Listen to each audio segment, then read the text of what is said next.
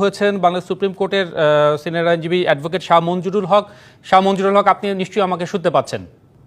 Already আমি unmute করেছি। জি জি, আমরা এখন শুনতে পাচ্ছি। মানে এখন তো উচ্চ আদালত সরকারি চাকরির কোটা 1 মাসের স্থিতাবস্থা দিল, মানে তাহলে কি কোটা বাতিল করা সেই পরিপত্রে জারি থাকলো কিনা, মানে পুরো ব্যাপারটার কতখানি সুরাহা হলো আদালতের এই রায়ের ফলে আজকে?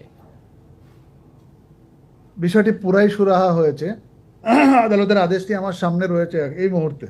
ওখানে আদেশটি হচ্ছে parties directed to maintain status quo, আর in the meantime the impugning judgement of the High Court division shall remain inoperative till that period. That period বলতে আগামী 7ই আগস্ট মামলাটি ফিক্স করা হয়েছে। 7ই আগস্ট পর্যন্ত হাইকোর্ট ডিভিশনের রায়ের কোনো কার্যকারিতা থাকবে না।